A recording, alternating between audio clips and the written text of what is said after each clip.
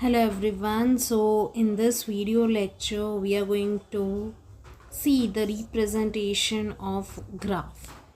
So basically there are two common ways for storing the graph in computer's memory, right? So that one is sequential and the another one is linked. So first one is a sequential representation that we can implement using adjacency matrix, and this link representations that we implement using linked list. So in this video lecture we are going to discuss both the matrix adjacency matrix representation along with the linked list representation, right? So both sequential representation as well as linked representation we are going to see in this video lecture. So first we talk about the adjacency matrix, right? So if we talk about adjacency matrix, right? So in an adjacency matrix, it represent like which nodes are adjacent to one another, right? So if two nodes are adjacent to each other, that means there is an edge, connecting edge between that, then we can say they are adjacent to each other, right? So we represent that. Let me show you with example. That suppose we have this A, B, I'm just randomly taking it, and first I'm taking the undirected graph.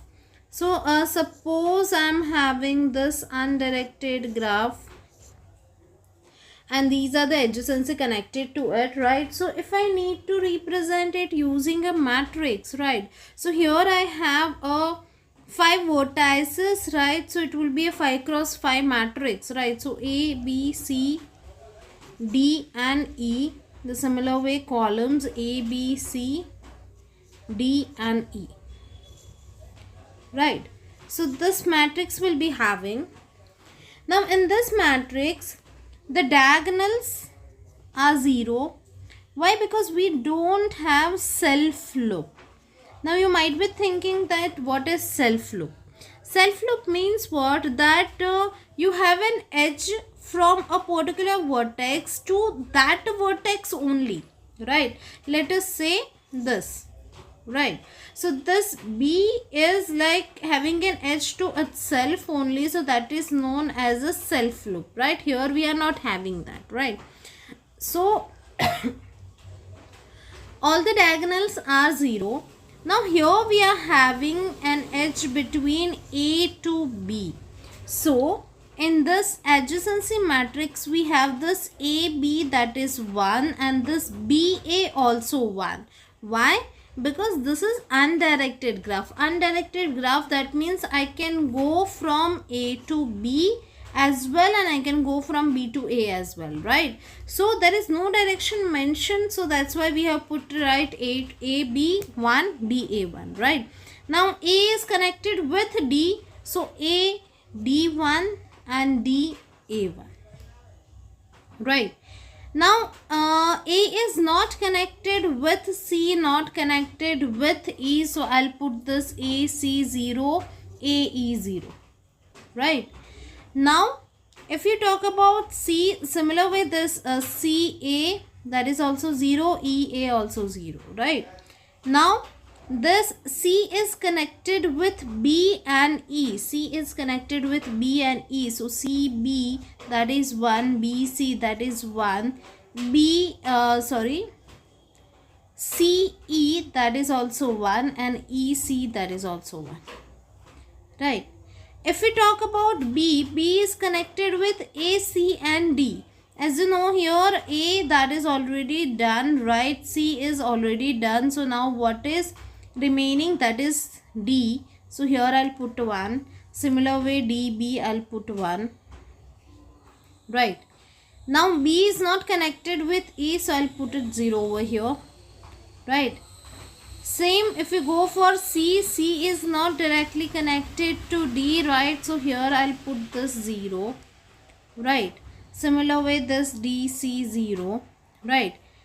D is connected with E directly, so I'll have this DE1.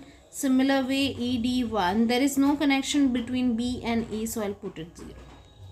Right. So this is a simple linked representation. Sequential representation, right? So we use adjacency matrix and we store this matrix in the memory, right? So this is for undirected graph. Now suppose we have a directed graph, then what to do, right? So if let me take the same example but with the directions. So let us say I'm having this with the directions.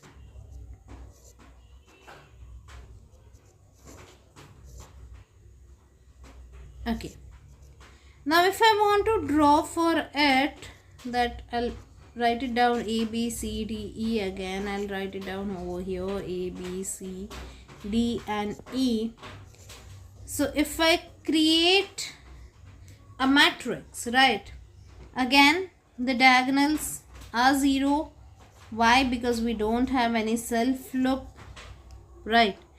Now here we need to consider the direction, right? So there is an edge from A to B, there is an edge from A to B, right? But no B to A. So here A to B I need to keep it 1, but B to A there is no edge from B to A, so 0. We have an edge from A to D. First we'll take A, right? First we'll take this, right? A. So A is connected with B, A is connected with D, and there is an arrow from A to D. So I'll keep it 1, else I'll keep 0, right?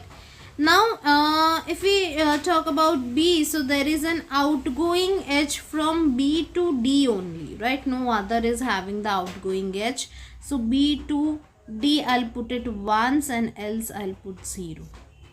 If I talk about C, there is an outgoing edge from C to B. Between C and E there is an edge, but that is incoming edge to C, right? So outgoing I'm having only one, that is C to B, right? So here I'll put 0, here I'll put 1, right? C to D is also 0, C to E is also 0, right?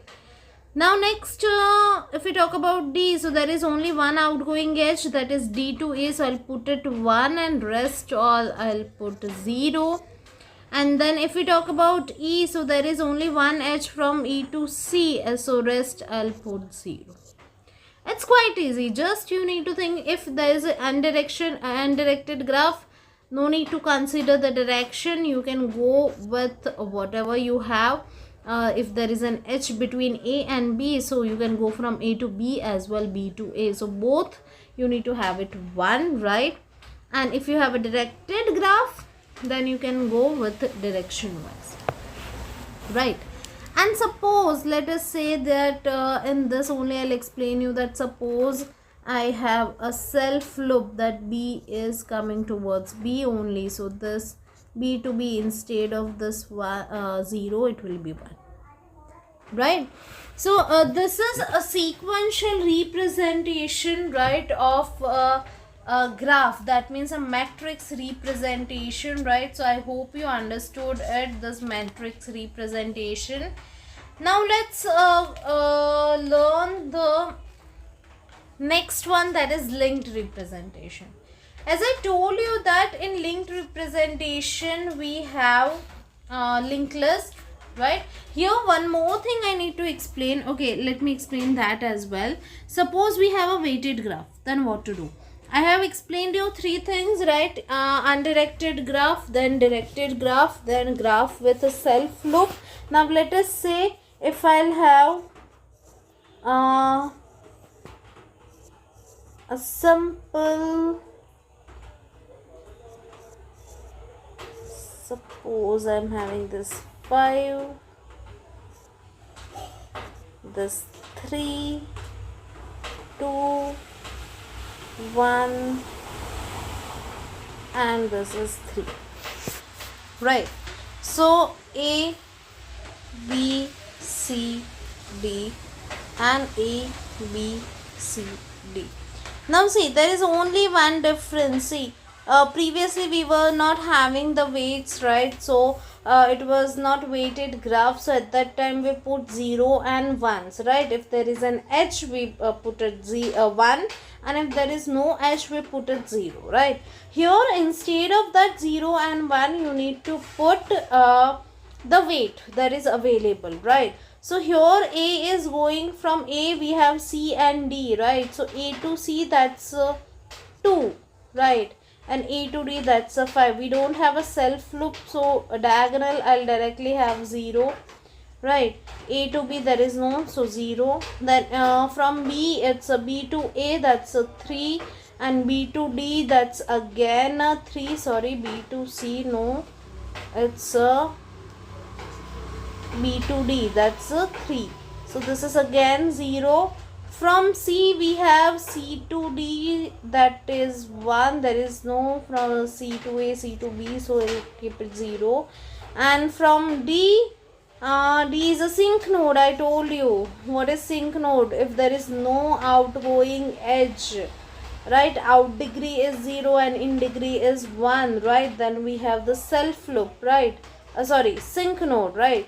So this is your sink node where everything is 0, right? So yeah, this is adjacency matrix representation. I explained 3. Unweighted graph, weighted graph. These are unweighted graph, right? This one is weighted graph. Then this is undirected graph. This is directed graph, and along with the self loop.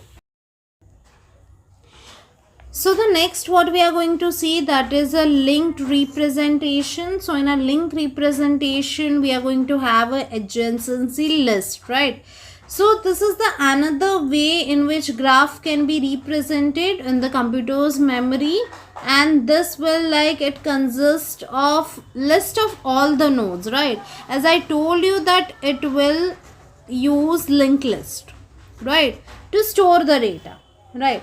And it is very easy to follow it, right? And it is like if there is a small to medium number of edges between the graph, then this one is the best way to store it, right? So how can we store it? Let me just give you an example. That suppose I'll have this A, B, C, D. I'll take a smaller one, right? And I'll take a directed graph, right? If you have undirected, then also you can do it. So I'll just have it, okay? And let me just add a few more edges, okay? So now we have a link representation, so it will have a linked list, right? Let me draw it over here. So we have A, B, C and D, right? If we start with A, so there is an outgoing edge from A to B, right, and A to C. Only these two, like we have A to B and A to C. Other than that, we don't have any outgoing edges. So here in a linked list, we have a connected list where A is connected with B as well as C. So we'll have one node containing the value B, and it is pointed to the next node, and that is having the value C, right? Now we don't have any more edges, right? So no adjacent node, right? All the adjacent nodes are stored in a linked list form. So here we'll have null, right? Now next is B, right? So if we talk about B, there is an edge from B to C, right? I'll explain you here. From B to C we have, and from B to D we have, right? So here what we'll do, will have a pointer where in a node we store C and D. There is no further, so I'll keep it null. Right. Now next is a turn for C, right? So from C I have only one outgoing edge, that is towards D, right? So here only one node I'll have that will contain the value of D, and next is null, right? Now if we talk about D, right? So here in D what we have, from D I have an edge towards B and towards A, right? So here I'll have two nodes, that is A and again pointer to B, right? So yeah, this is quite easy, right? Whenever you have you want to add one more edge, right? Suppose here you don't have edge from A to B, right? But if you want to add an edge from A to D, right, simply you need to just remove this and you need to add one more, that's D, and keep null over here, right? So it's quite easy, but it is like if you talk about the efficiency, it is good when you have a small or a medium graph with limited number of edges, right? So I hope you understood it, right? In this lecture what we learned, that is a representation, the link representation, that is adjacency list, and the sequential representation, that